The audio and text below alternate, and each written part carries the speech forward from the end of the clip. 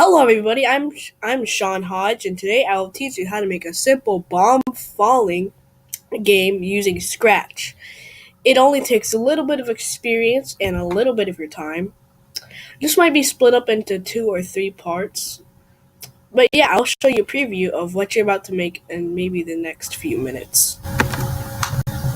As you can see, the bombs start falling. Sorry, the sprite is backwards. It's just a glitch.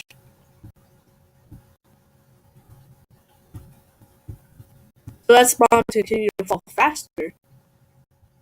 Below this red line, they are also disappearing. And when you get hit by bomb, it says game over. You lost level 19. So I will show you how to make this. To start off, you are going to need to start up a new tab. Here we go. And you don't need to get rid of this sprite, but we're gonna go to costumes. Now this is optional. You can shrink your the scratch sprite by just holding the left mouse button and selecting it, and just shrinking it a little bit. This is not necessary, but it makes your game a little bit easier. Now we're going to add a simple red background to this.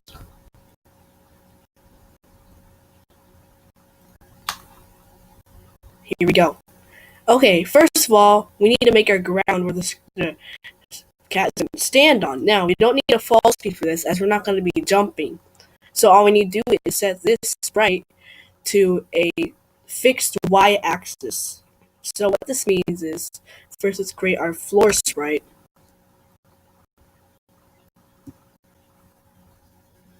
I'm going to make it gray. So you can use any color, but I recommend using a different color than your background and other than black, because black is going to be the color of your bombs, and that might interfere if you have the ground black and your bombs black, which will kind of confuse the player. But yes, so I position the floor. Now we need to position the cat so it's a little bit above the ground. There we go. And if we look at the top right corner of here, it says that our y is negative 150. So we're going to add a forever loop. And then we're going to go to motion. And then so basically, we're going to set y to its y right now, which is negative 150. So basically what this means is that when this flag is clicked, it will always set the y to 150. So whatever I do, if you drag it up here, it's always going to stay in this y-axis. So now what we need to do is make the left and right control. So when flag is clicked forever, which means that this is going to run forever, pretty self-explanatory, we're going to get this right here, if blank, then and then there's else.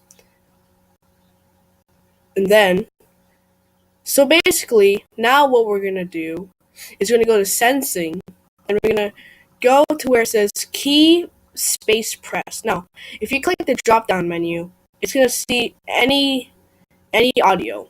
Not any audio, any letter.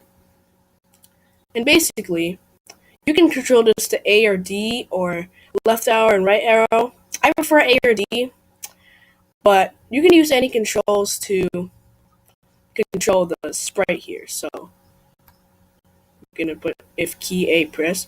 You need to duplicate this by right clicking and hitting duplicate.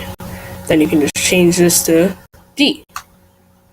Okay, now we need to make 2 variables. So the way you make a variable is go to data, make a variable, and you can name this. I'm just gonna name mine left speed. You can name yours any. Just make sure you remember. And you don't need to change any of these. Now, you see this right here. This, after you're done with your game, you probably should hide this as it gets in the way of your game, but you don't have to. But that's what I recommend. So now we have left speed. Let's make right speed. Okay, so now that we made these two variables, and we have these two commands here, they're all running on a forever loop. It says here, forever if key D pressed. So, if key D is pressed, we're going to change the write speed as D is on the right side of the WASD controls. So, do not change it to 1, but change it to like a fraction or decimal of a 1. So, I'm going to type in 0.2 and then just a bunch of numbers.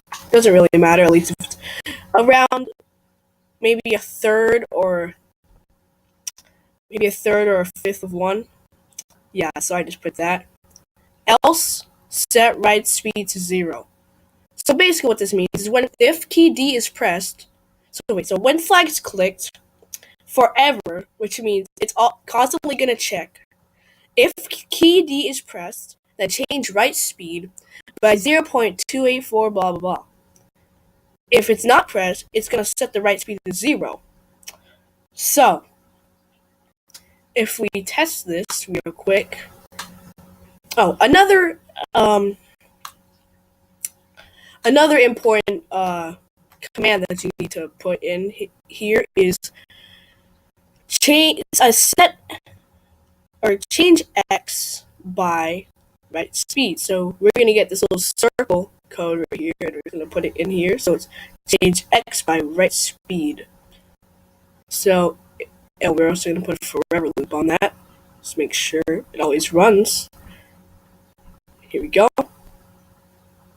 And if we hit D, here we go. You see the write speed increasing, and we're running constantly fast.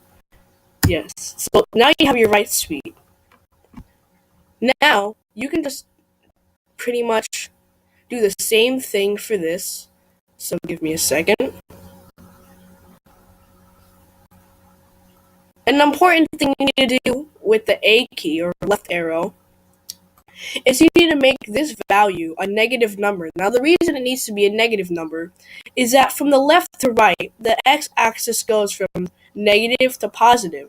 So negative is going to the left. So that means the way to go to the left is to decrease the x-axis. So, and what I recommend is making the left speed equal to the right speed.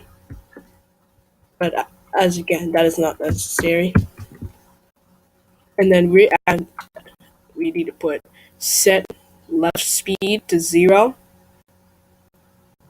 Here you go. Now you have your two basic controls. And what I recommend is flipping the sprite.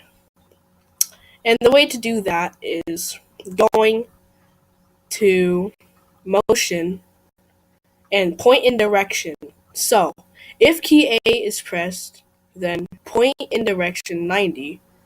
So, we need to change this to the left. So, when I hit A, I'll point to the left. Oh, oops, almost forgot. We need to put, when this is clicked, point in direction 90. So, there we go. And we also need to go to info card right here, rotation style left right. Now this is all around 360 rotation, and this is left right. So when you do this, it flips. So we also need to put a code for point in direction left. Here we go. So now when D is pressed,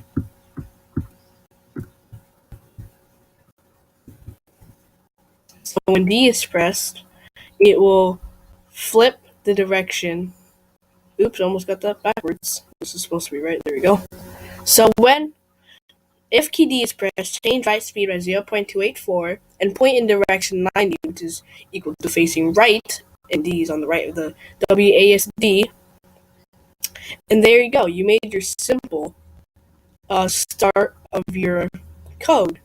So now I'm going to cut it off here, and I will upload a second part a few minutes after this. So when you're done watching this video, the next part should be up. So yes, see you next time. Goodbye.